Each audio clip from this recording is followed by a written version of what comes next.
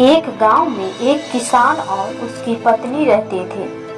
किसान का नाम रंजन और उसकी पत्नी का नाम संगीता था। किसान बड़ा ही मेहनती और ईमानदार था, मगर संगीता धार्मिक स्वभाव की थी। वह दिन भर पूजा पाठ में लगी रहती। वह सूर्य देव की परम भक्त थी। संगीता रोज सुबह उठकर पहले सूर्य देव को जल अर्पित करती।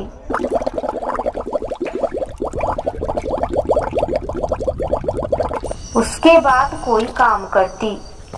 एक दिन की बात है, किसान अपने खेत से जल्दी घर आ गया। उसने संगीता को पूजा पाठ करते हुए देखा तो रंजन ने संगीता से कहा, तुम पूजा पाठ क्यों करती हो? क्यों अपना समय बर्बाद करती हो? पूजा पाठ से कुछ नहीं होता। तुमने इतना पूजा पाठ किया, तुम्हें क्या मिला? हम जैसे पहले थे वैसे ही अब है। मुश्किल से 2 वक्त का रोटी का व्यवस्था हो पाती है। हमारा जीवन तो गरीबी में ही बीतेगा। तब संगीता बोली, आप क्यों नाराज होते हैं? मुझे भगवान सूर्य देव पर पूरा विश्वास है। वो कभी न कभी तो हमारी पुकार जरूर सुनेंगे और हमारे दिन जरूर बदलेंगे। तब रंजन बोला, अगर तुम्हें इतना विश्वास है तो तुम करो पूजा पाठ। और रंजन अंदर चला जाता है और आराम करने लगता है। अगले दिन सुबह उठते ही संगीता सूर्य देव को जल अर्पित करके बोली, हे भगवान, मेरी विनती सुन लो।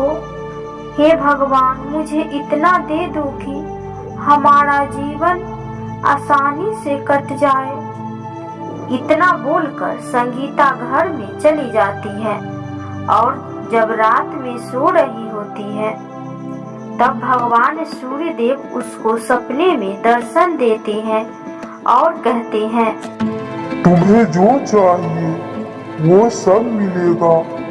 इसके लिए तुम्हें छठ पूजा का व्रत करनी होगी। सूर्य देव ने इतना कहा ही था कि संगीता की आंखें खुल गई और वह जब इधर उधर देखा तो उसे कहीं कोई नहीं दिखा। अगले दिन संगीता रंजन को सारी बात बताई। तब रंजन बोला, छठ पूजा के नाम तो मैंने सुना है, मगर इसके पूजा विधि को नहीं जानता। मगर हाँ, मैं एक साधु बाबा को जानता हूँ। हम दोनों बाबा के पास चलते हैं। उसके बाद दोनों साधु से मिलने के लिए निकल पड़े। कुछ देर में साधु के पास पहुँचे और सारी बात बताई। रंजन और संगीता की बात सुन के साधु बोला, बेटी, छठ पूजा को करना इतना आसान नहीं है। सभी व्रतों में से कठिन व्रत है। इसके बहुत सारे नियम हैं जो तुम ध्यान से सुनो। उसके बाद साधु ने एक एक करके सारी नियम और पूजा की विधियों को वर्णन किया। के बाद रंजन और संगीता साधु को प्रणाम किया और वहां से अपने घर आ गए। और अगले दिन संगीता पूरे लगन और श्रद्धा के साथ छठ पूजा को किया।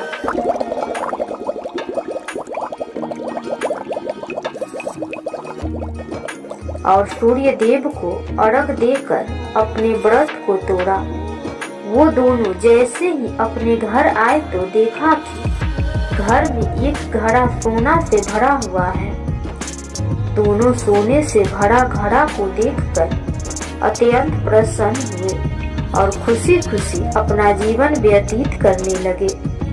कहानी से सीख, अगर हम किसी भी कार्य को पूरे लगन और श्रद्धा से करते हैं तो उसका फल हमें जरूर मिलता है।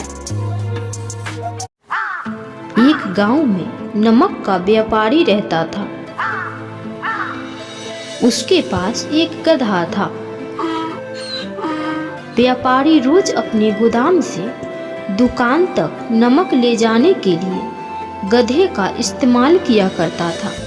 वह नमक को बोरी में भरकर गधे की पीठ पर लाद देता और उसके साथ साथ चलता हुआ दुकान तक जाता। व्यापारी का गधा आलसी प्रवृत्ति का था। काम से बचने के लिए वह नित्य नए उपाय सोचता रहता था।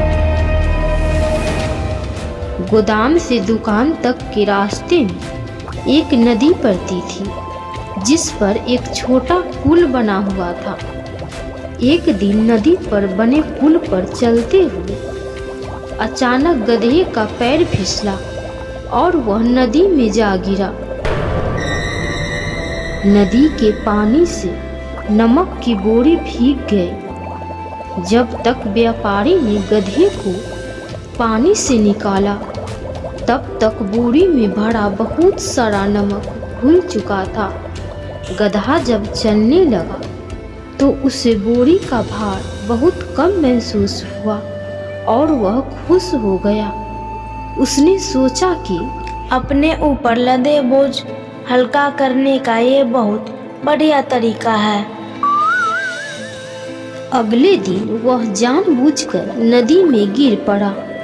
नमक पानी में घुल जाने से बोरी का वजन फिर कम हो गया। उसके बाद से वह हर रोज ऐसा ही करने लगा। रोज रोज गधे की ये हरकत देखकर व्यापारी उसकी चालाकी समझ गया। उसने गधे को सबक सिखाने का फैसला कर लिया और अगले दिन बोरी में नमक के स्थान पर रुई भरकर गधे की पीठ पर लाद दिया। रुई हल्की थी।